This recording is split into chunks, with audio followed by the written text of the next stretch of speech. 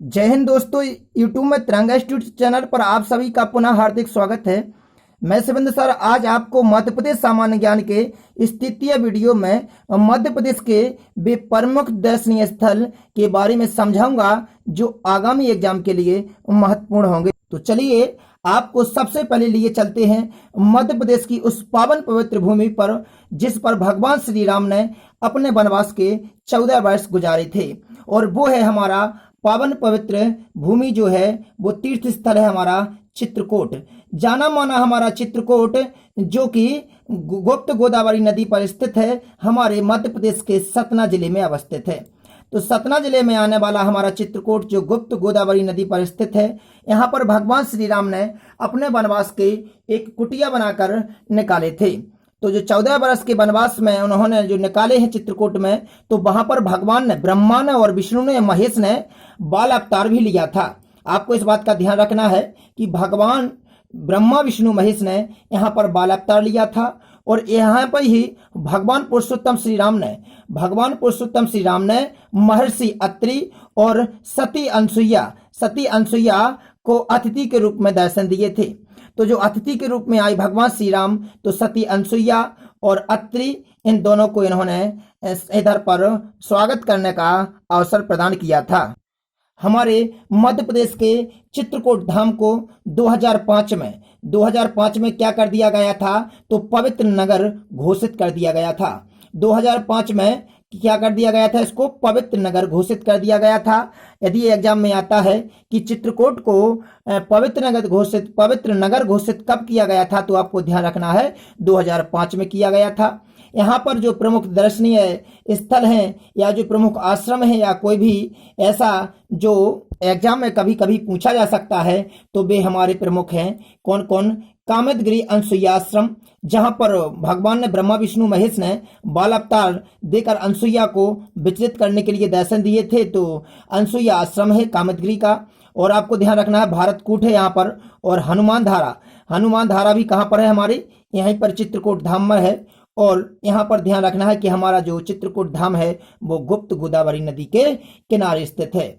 और जो मध्य प्रदेश का गधों का मेला लगता है, जहां पर गधों का व्यापार होता है, तो जो गधों का मेला लगता है और गधों का व्यापार होता है वो हमारे चित्रकूट धाम में ही है। आपको इसका ध्यान रखना है।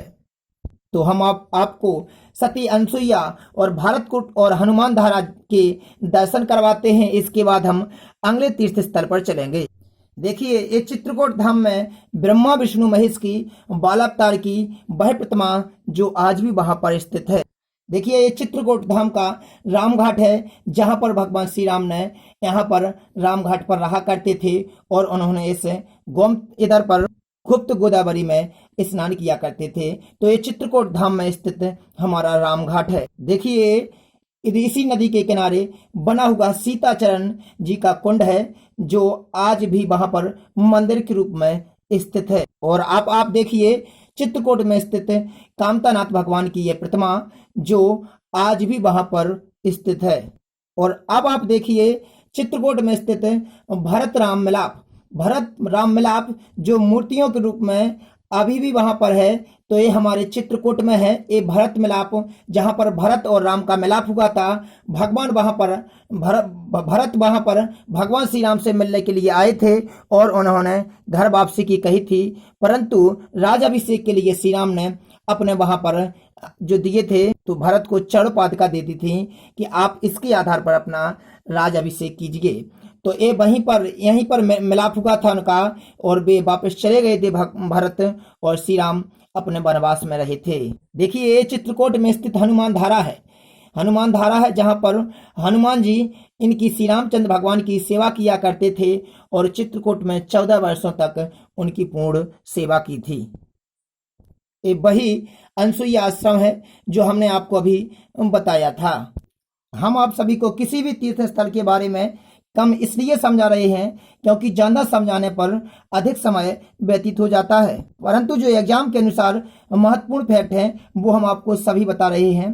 तो अब हम आपको लिए चलते हैं मध्य प्रदेश की उस पवित्र भूमि उज्जैन पर, जहां पर महाकालेश्वर का मंदिर भारत में सबसे ज्यादा प्रसिद्ध है। तो चलिए देखते हैं उज्जैन को। तो मध्य प्रदेश के उज्जैन में आपको सभी को मालूम होगा कि उज्जैन में जो लगता है कुंभ का मेला लगता है, तो उसी उज्जैन में आपको लेकर आए हैं। तो उज्जैन में जो है, तो उज्जैन क्षिप्रा नदी के किनारे है। कहा भी है कि क्षिप्रा में अमृत जल छलका। तो देखिए, जब हम आपको बता दें, पुराण बताते हैं कि जब समुद्र मंथन हुआ था, तब समुद्र मंथन करते समय जो वहां पर दैत्य और देवताओं के बीच समुद्र मंथन चल रहा था, तो उस समय समुद्र मंथन में से अमृत निकला था और अमृत पीने के लिए दैत्य और देवताओं के बीच मुठभेड़ हुई थी। तो इसी मुठभेड़ में जो उसका कलश था अमृत का, जिसमें मतलब अमृत भरा था, वो लेकर दौड़ रहे थे। दौड़ते समय उन्होंने भारत के चारों ओर चक्कर लगाए थे और वह जो अमृत वाला कलश था, उसमें से अमृत 4 जगह गिर गया था, थोड़ा थोड़ा।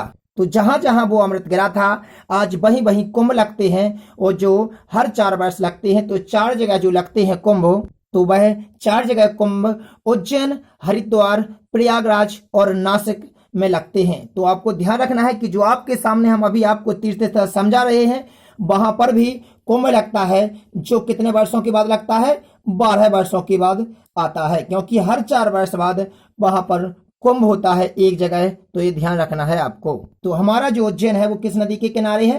क्षिप्रा के किनारे है। ये ध्यान रखना है, एग्जाम के लिए महत्वपूर्ण हो जाता है। महाकालेश्वर का मंदिर जो है वो कहां पर प्रसिद्ध है? हमारा उज्जैन में है। जंतर मंतर, कभी कभी मध्य प्रदेश के एग्जाम में पूछा जाता है कि जंतर मंतर कहां पर है, तो उज्जैन में है। चिंतामणि गोपाल जी का मंदिर कहां पर है? तो हमारा कहां पर है? उज्जैन में है। सांदीपनी आश्रम, कई बार पूछा गया है कि सांदीपनी आश्रम कहां पर है, तो ध्यान रखना कि सांदीपनी आश्रम उज्जैन में है। मंगलनाथ का मंदिर उज्जैन में है। भृतहरि गुफाएं हैं, भृतहरि गुफाएं भी पूछी जाती हैं कि भृतहरि गुफाएं कहां पर हैं, तो कहां पर है? उज्जैन में है। और 12 वर्षों के बाद यहां पर कुंभ का आयोजन किया जाता है, इस बात का ध्यान रखना। 2005 में इसे क्या कर दिया गया था?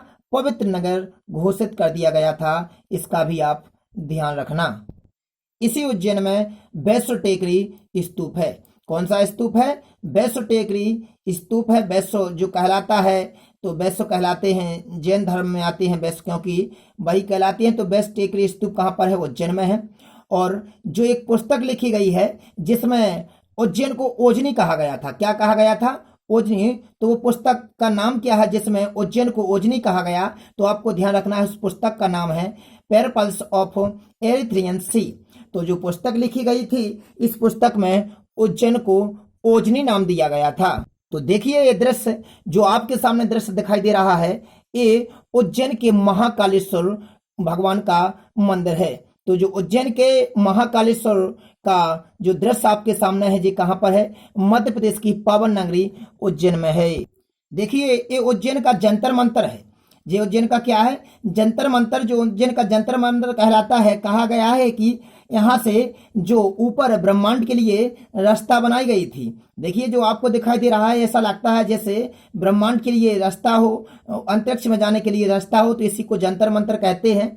तो ये उज्जैन का जंतर मंतर है। देखिए, उज्जैन की भृतहरि की गुफाएं हैं। ये भृतहरि की गुफा है जो आज भी दृश्य का केंद्र बनी हुई है। देखिए, उज्जैन में स्थित सांदीपनी आश्रम के अंदर जो कुंड है, ये उसी का दृश्य है। तो सांदीपनी आश्रम कहां पर है? तो मध्य प्रदेश के उज्जैन में है। देखिए, ये उज्जैन में स्थित मंगलयान मंदिर का दृश्य है। वहां के भगवान की प्रतिमा है। तो मंगलयान जो मंदिर है वो कहां पर है? तो रखना ध्यान क्या कि उज्जैन में है। तो अब हम आपको लिए चलते हैं मध्य प्रदेश के धार जिला में स्थित धार का किला।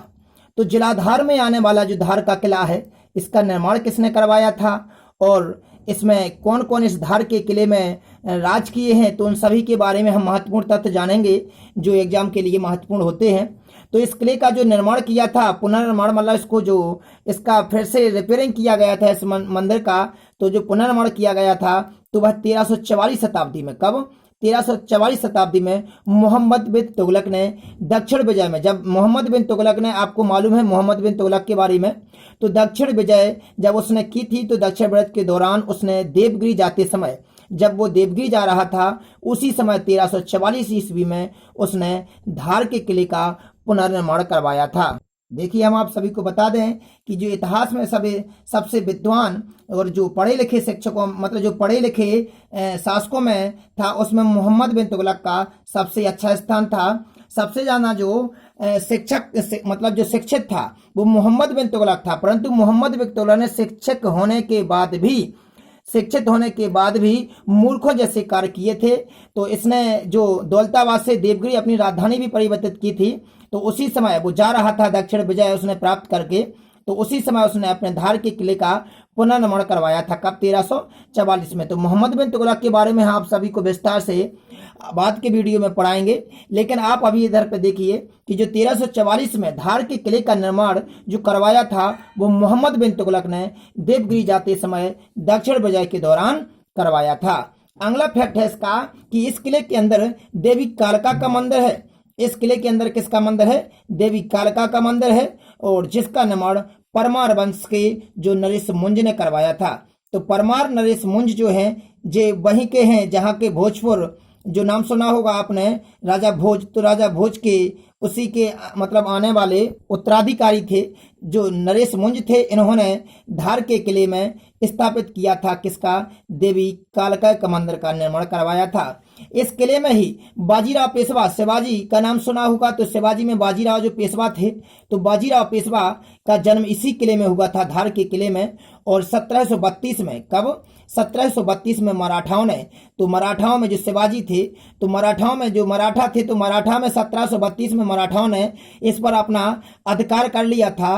तो धार पर जो 1732 में बाजीराव पेशवा का जन्म हुआ, इसके बाद जब सन आई 1732, तो 1732 में मराठाओं ने धार के किले पर अपना अधिकार में ले लिया था। इसी किले में देखिए आगे लिखा है, इसी किले में खरबूजा महल स्थित है। कौन सा महल है?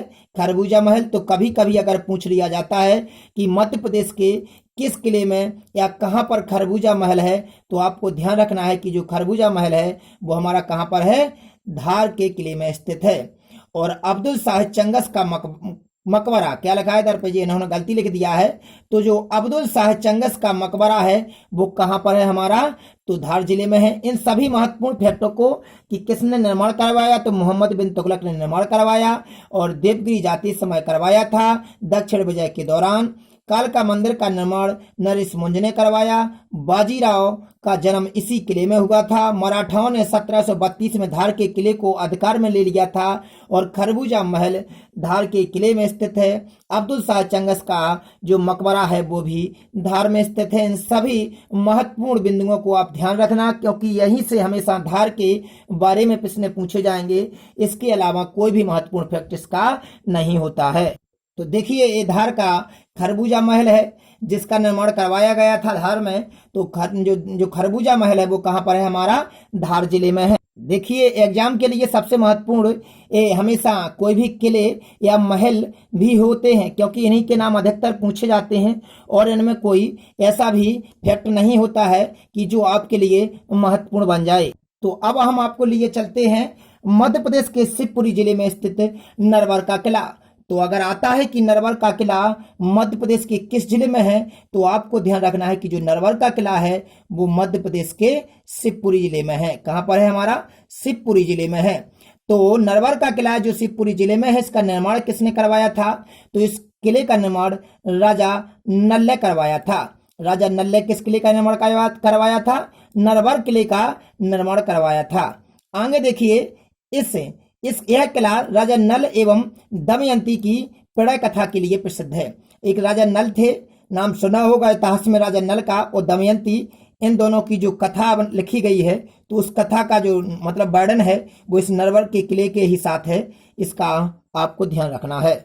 और यही नरवर का किला कछवाह, कौन कौन सी? कछवाह और तोमर और जयपुर के राजघराने के लिए प्रसिद्ध है। यहाँ पर इन जो राजघराने रहे हैं, जयपुर का तोमर वंश और कछवाह, इन तीन वंशों के इधर पर कोई ऐसा संबंध रहा है कि जो नरवर किले से रिलेशन रखता है। तो जो हमारे मध्य प्रदेश के शिवपुरी जिले में स्थित है कौन सा किला?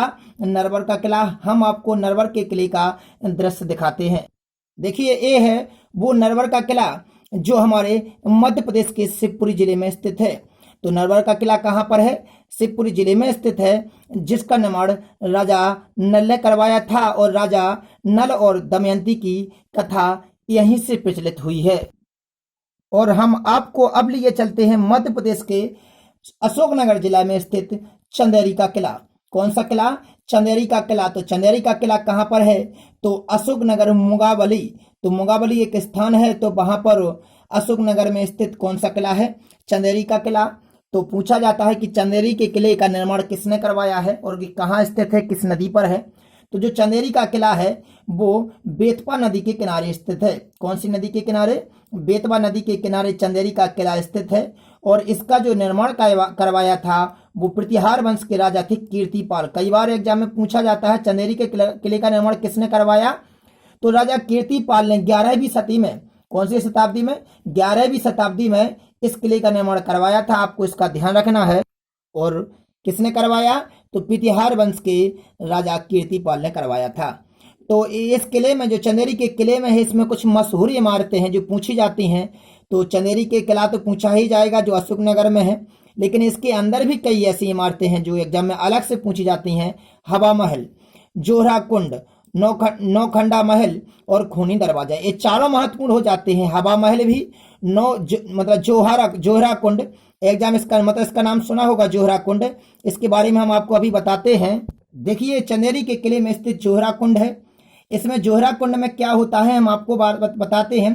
पहले आप इसका दृश्य देखिए। जोहरा कुंड में राजपूत की जो महिलाएं थीं, राजपूत की महिलाओं ने इसमें अपना जोहर किया था। तो हम अब आपको बताते हैं, जो अग्नि को समर्पित की थी सभी महिलाओं ने, जल गई थी। तो इसके बारे में हम आपको बताते हैं कि जो वहाँ के राजपूत थे, तो राजपूत के जो बाबर से लड़ने पर हार गए थे, तो पराजय के कारण वहाँ की जो राजपूतनी थी उन्होंने अपनी आत्मरक्षा के लिए जोहर कर लिया था। तो अगर एग्जाम में पूछा जाता है कि जोहरा कुंड कहाँ पर है, तो जोहरा कुंड हमारा चंदेरी के किले में स्थित है। देखिए, ये चंदेरी के किले में स्थित खूनी दरवाजा है। तो अगर पूछा जाता है कि चंदेरी के किले में कौन सा दरवाजा है, तो खूनी दरवाजा है, जो हमारे कहाँ पर, कौन से जिले में आता है? जिला अशोकनगर में आता है। देखिए, चंदेरी के किले में स्थित नौखंडा महल है। कौन सा महल है? नौखंडा महल है। वो इसी के अंदर जो स्थित है वो जोहरा कुंड है। आपको दिखाई दे रहा होगा, ये वाला जोहरा कुंड है, और जो नौखंडा महल के अंदर चंदेरी के किले में स्थित है। तो आपको हम यही बात जो समझाई है वो लिखे हुए रूप में समझा दें ताकि आप भूलें ना। तो देखिए, हमने आपको अभी बताया था कि जोहरा कुंड जो 1528 में घटित हुई घटना है, बाबर के आक्रमण के समय जब बाबर ने राजपूतों को पराजित कर दिया था, तो राजपूत की जो महिलाएं थीं, राजपूत राजाओं की महिलाएं थीं, तो उन्होंने अपनी रक्षा के लिए 300 राजपूत रानियों ने, कितनी राजपूत रानियों ने? 300 राजपूत रानियों ने प्रज्वलित अग्नि में प्राण दिए थे। तो जलती हुई अग्नि में उन्होंने एक अग्नि जलाई और एक कुंड बनाया, उसमें अग्नि को प्रज्वलित किया, और उस प्रज्वलित अग्नि में सभी राजपूत महिलाओं ने कूद कर अपने प्राण दे दिए अपनी आत्मरक्षा के लिए, क्योंकि बाबर ने आक्रमण करके राजपूतों को हरा दिया था। तो जोहर कुंड कई बार एग्जाम में पूछा गया है कि जोहरा कुंड कहाँ पर है, तो चंदेरी के किले जिला अशोकनगर में स्थित है। इस समय यहाँ का शासक मेदिनी राय था।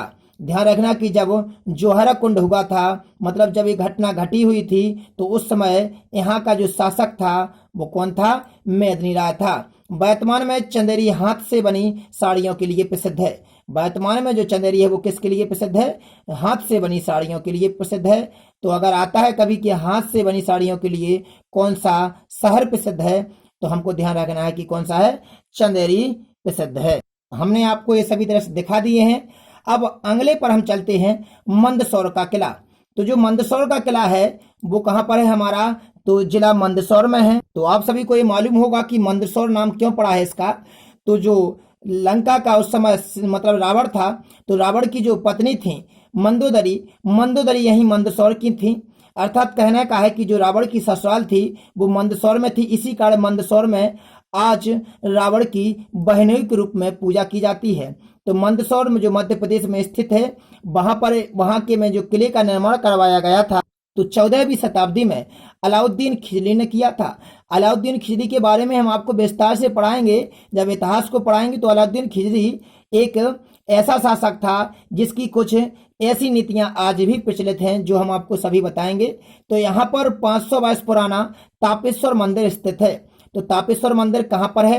तो मंदसौर के किले में, जो जिला मंदसौर में आता है, जहां पर 14वीं शताब्दी में अलाउद्दीन खिजरी ने मंदसौर के किले का निर्माण करवाया था, वहीं पर 500 साल पुराना तापेश्वर मंदिर स्थित है। देखिए, ये मंदसौर का किला है। मंदसौर का किला जो है वो कहाँ पर है? जिसमें तापेश्वर का मंदिर है, तो कहाँ पर है? मंदसौर जिले में है।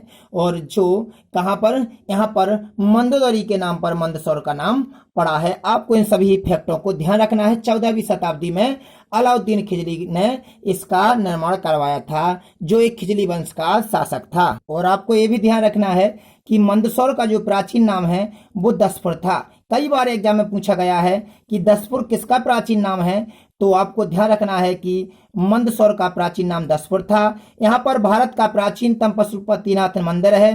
तो पशुपतिनाथ मंदिर कहाँ पर है? मंदसौर में है। ऐसा ही एक पशुपतिनाथ मंदिर धुरेल पहाड़ी ब्योबरा पर स्थित है। दो जगह पशुपतिनाथ मंदिर है, एक धुरेल पहाड़ी पर स्थित है जो ब्योबरा में है, और एक दूसरा पहला कहाँ पर है? हमारा पशुपतिनाथ मंदिर मंदसौर में है।